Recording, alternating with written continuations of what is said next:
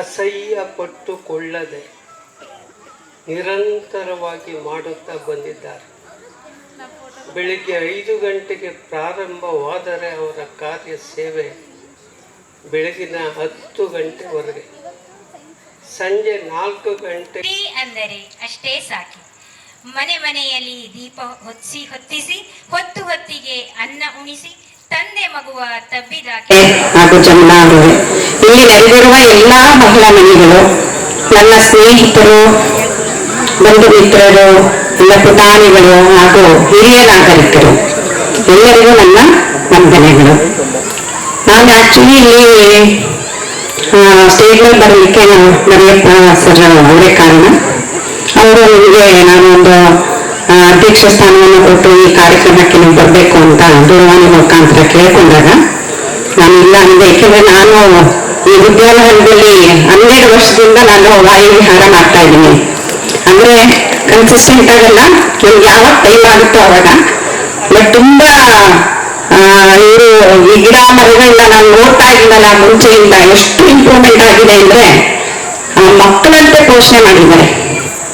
ಬಗ್ಗಿಕೊಂಡು ಪಾಪ ನೀರು ಹಾಕೋದು, ಇದು ಮಾಡೋದು. ನಾನು ಇಷ್ಟು ಈ ವಯಸ್ಸಲ್ಲಿ ಮಾಡ್ತಾ ಇದಾರಲ್ಲಪ್ಪ, ಅವ್ರಿಗೆ ಬೆನ್ನು ನೋವು ಬರಲ್ವಾ, ಸೊಂಟ ನೋವು ಬರಲ್ವಾ, ಮಂಡಿ ನೋವು ಬರಲ್ವಾ ಅಂತ ಯೋಚನೆ ಮಾಡ್ತಿದ್ದೆ.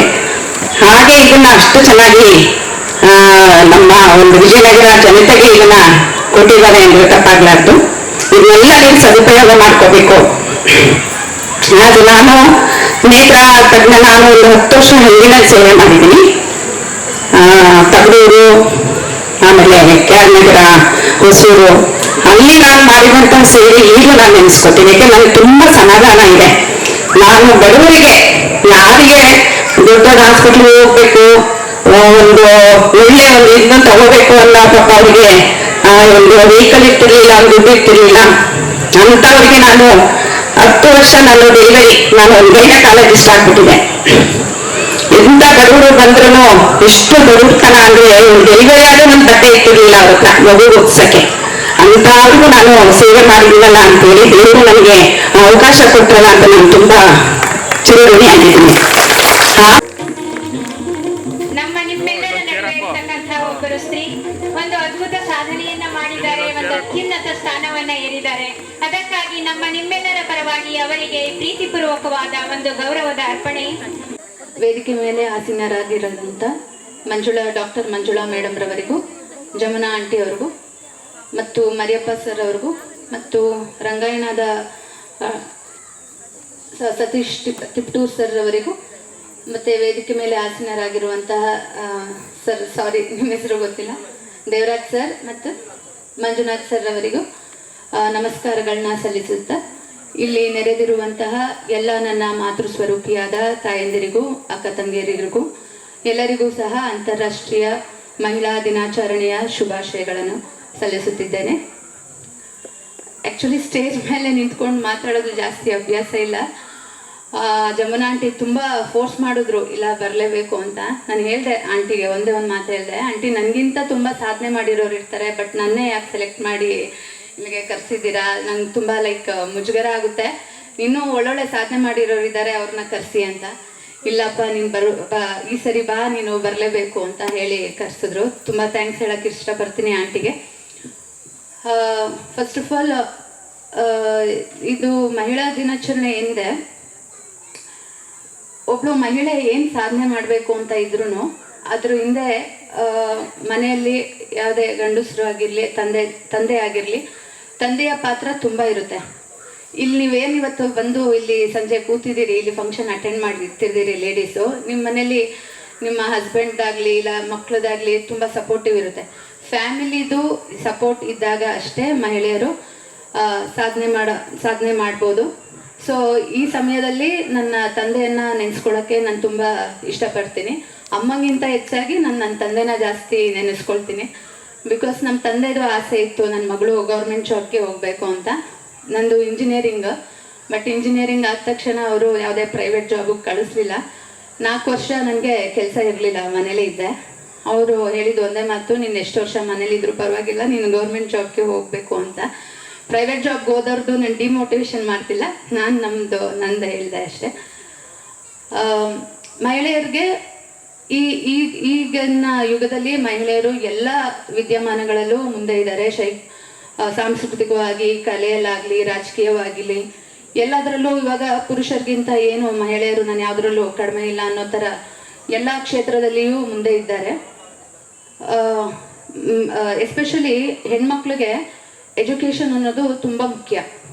ಎಜುಕೇಷನ್ ಅನ್ನೋದು ಬರೀ ಕೆಲಸ ತಗೊಳ್ಳೋಕ್ಕೆ ಅಂತ ಅದೊಂದು ವಿಷಯಕ್ಕಲ್ಲ, ಬಟ್ ಸಮಾಜದಲ್ಲಿ ಏನು ನಡೀತಿದೆ, ಏನು ಆಗು ಹೋಗುಗಳಿದ್ದಾವೆ, ಮೇಯ್ನಾಗಿ ನಮ್ಮ ಸುತ್ತಮುತ್ತ ಏನು ನಡೀತಿದೆ ಅನ್ನೋದು ಒಂದು ವಿಚಾರ ತಿಳ್ಕೊಬೇಕು ಅನ್ನೋ ಕಾರಣಕ್ಕೆ ಅವ್ರಿಗೆ ಶಿಕ್ಷಣ ಅನ್ನೋದು ತುಂಬ ಮುಖ್ಯ.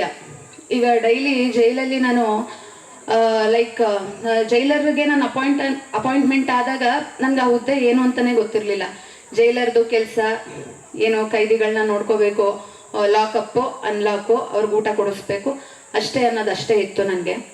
ಬಟ್ ನನ್ನನ್ನು ಎಷ್ಟು ಚೇಂಜ್ ಮಾಡಿದೆ ಈ 8 ವರ್ಷ ನಂದು ಸರ್ವೀಸು ಅಂತ ಅಂದರೆ, ನಾನು ಹುಡುಗಿ ಅನ್ನೋದು ಅದು ತಲೆಯಲ್ಲೇ ಇಲ್ಲ ನಮಗೆ. ಜೈಲಲ್ಲಿ ಹುಡುಗರು ಯಾವ ಥರ, ನಮ್ಮ ಬ್ಯಾಚ್ ಮೇಟ್ಸ್ ಹುಡುಗರು ಏನಿದ್ದಾರೆ ಅವ್ರು ಯಾವ ಥರ ಕೆಲಸ ಮಾಡ್ತಾರೆ, ಅವ್ರ ಲೆವೆಲ್ಗೆ ನಾವು ಇಳಿದ್ಬಿಟ್ಟಿದ್ದೀವಿ. ಹುಡುಗಿ ಅನ್ನೋದು ಪೊಲೀಸ್ ಡಿಪಾರ್ಟ್ಮೆಂಟಲ್ಲಿ ಇಲ್ವೇ ಇಲ್ಲ. ಹುಡುಗಿರು ಅಷ್ಟೇ, ಹುಡುಗರು ಅಷ್ಟೇ. ಹುಡುಗರು ಇನ್ಸ್ಪೆಕ್ಟರ್ ಅಷ್ಟೇ, ಹುಡುಗಿರು ಇನ್ಸ್ಪೆಕ್ಟರ್ ಆದರೂ ಅಷ್ಟೇ. ಅವ್ರದ್ದು ಮೈಂಡ್ ಸೆಟ್ಟೇ ಬೇರೆ ಥರ ಇರುತ್ತೆ. ಈ 8 ವರ್ಷ ಸರ್ವೀಸಲ್ಲಿ ನಂದು ಡಿಪಾರ್ಟ್ಮೆಂಟು ನನ್ನನ್ನು ತುಂಬ ಚೇಂಜ್ ಮಾಡಿದೆ. ನನ್ನ ಕಾರಾಗೃಹ ಮತ್ತು ಸುಧಾರಣಾ ಸೇವೆ ಇಲಾಖೆ, ಇದಕ್ಕೆ ನಾನು ತುಂಬ ಧನ್ಯವಾದಗಳನ್ನ ಅರ್ಪಿಸ್ತೀನಿ. ಇವತ್ತು ನನಗೇನೇ ಸನ್ಮಾನ ಇಲ್ಲಿ ಸಿಗ್ತಿದೆ, ಇಲ್ಲಿ ನಂದು ಸ್ಟೇಜ್ ಏನು ಇಲ್ಲಿ ನೀವು ಇಷ್ಟು ಗೌರವ ಕೊಡ್ತಿದ್ದೀರಿ, ಇದು ನನ್ನ ಇಲಾಖೆಗೆ ಹೋಗಬೇಕು. ಮಾನ್ಯ DGP ಅಲೋಕ್ ಕುಮಾರ್ ಸರ್ ಅವರು ನಾನು ಕೇಳ್ಕೊಂಡಿದ್ದು ಒಂದೇ ಮಾತು, ಸರ್ ದಯವಿಟ್ಟು KR ನಗರ ಉಪಕಾರಾಗೃಹಕ್ಕೆ ನನಗೆ ಪೋಸ್ಟಿಂಗ್ ಕೊಡಿ ಅಂತ. ಹೆಣ್ಮಗಳು ಅಂತ ಅವ್ರು ನೋಡಲೇ ಇಲ್ಲ. ಒಂದು ಜೈಲು ನಡೆಸೋದು, ನನ್ನ ಜೈಲಲ್ಲಿ ಈಗ 100 ಜನ ಕೈದಿಗಳಿದ್ದಾರೆ. 100 ಜನದ್ದು 100 ಥರ ಪ್ರಾಬ್ಲಮ್ಸು. ಯಾರು ನಾರ್ಮಲ್ ಪರ್ಸನ್ಸ್ ಇಲ್ಲವೇ ಇಲ್ಲ ಜೈಲುಗಳಲ್ಲಿ. ಅರ್ಧ ಸೈಕೋಟಿಕ್ ಕೌನ್ಸಿಲಿಂಗ್ ಇರೋರು ಇರ್ತಾರೆ, ಪೇಷಂಟ್ಸ್ ಇರ್ತಾರೆ, ಎಲ್ಲ ಮರ್ಡರು, ಕಿಡ್ನ್ಯಾಪ್ ಕೇಸು, ಈ ಥರ ಡೈಲಿ ಒಬ್ರೊಬ್ರು ಒಂದೊಂದು ಥರ. ಬಟ್ ಒಂದು ಇನ್ನೂರವರೆಗೆ ಸನ್ಮಾನ ನಡೀತಾ ಇದೆ. ದಯವಿಟ್ಟು ಎಲ್ಲರೂ ಜೋರಾದ ಚಪ್ಪಾಳೆಯ ಮೂಲಕ ಆ ಸನ್ಮಾನವನ್ನ ನಾವೆಲ್ಲರೂ, ನಮಗೆ ಸನ್ಮಾನ ನಡೀತಾ ಇದೆ ಅಂತ ಸಂಭ್ರಮಿಸೋಣ. ಇದರ ನಿರ್ವಾಹಕನಾಗಿ ನಿಮಗೊಂದು ಸನ್ಮಾನವನ್ನು ಮಾಡಬೇಕು ಅಂತ ಇಚ್ಛಿಸಿದ್ದೀವಿ. ಈ ಸಭಿಕರ ಸಮ್ಮುಖದಲ್ಲಿ ಅದನ್ನು ಮಾಡಬೇಕಾಗಿದೆ. ದಯವಿಟ್ಟು ವೇದಿಕೆಗೆ ಬರಬೇಕು ಅಂತ ಕೇಳ್ಕೊಳ್ತೀನಿ. ಈಗ ಹಾಂ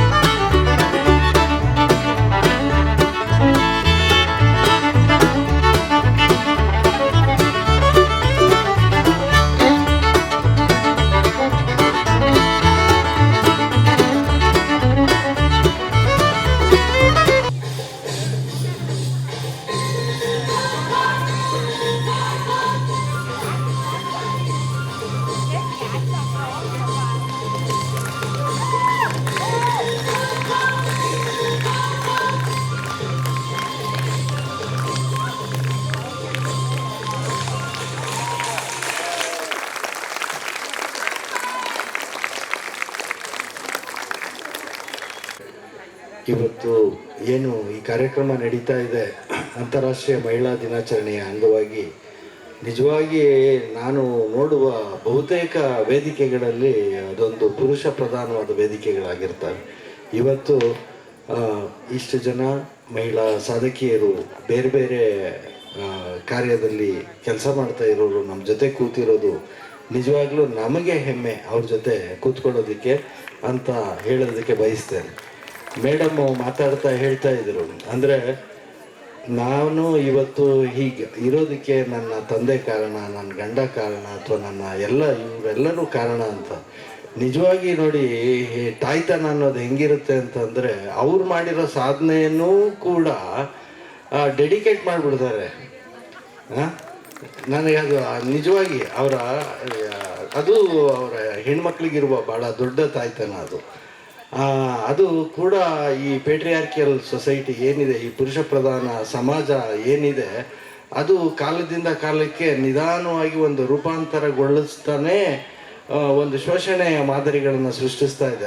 ಅದನ್ನೆಲ್ಲ ದಾಟಿಕೊಂಡು ಇವತ್ತು ಏನು ವಿದ್ಯೆ, ಜ್ಞಾನ, ಕೆಲಸ ಎಲ್ಲದರಲ್ಲೂ ಸಮಾನವಾಗಿ ಇವರು ಹೇಳ್ತಾ ಇದ್ರು. ಅಂದರೆ ಗಂಡಸರಿಗೆ ನಾವು ಸಮಾನವಾಗಿ ಅಥವಾ ಇವರು ನಮ್ಮನ್ನು ಅಂತ, ಹಂಗಲ್ಲ. ನೀವು ಎತ್ತರದಲ್ಲಿದ್ದೀರಿ, you are doing double duty. ಯಾವ ಗಂಡಸರು ಡಬಲ್ ಡ್ಯೂಟಿ ಮಾಡ್ತಾ ಇಲ್ಲ ಇವತ್ತು.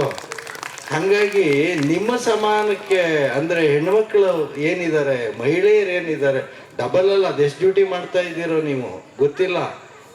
ಪ್ರೆಗ್ನೆಂಟ್ ಆಗಬೇಕು, ಮಕ್ಕಳನ್ನ ಇದು ಮಾಡಬೇಕು, ಬಣತನ ಮಾಡಬೇಕು, ಅಡುಗೆ ಮಾಡಬೇಕು, ಮನೆ ಕೆಲಸ ಪೂರೈಸಬೇಕು, ಈಚೆ ಕಡೆನೂ ಕೆಲಸ ಮಾಡಬೇಕು. ಹಾಗಾಗಿ ನಿಮ್ಮ ಸಮಕ್ಕೆ ಯಾವ ಪುರುಷರು ಬರಲಿಕ್ಕೆ ಸಾಧ್ಯ ಇಲ್ಲ.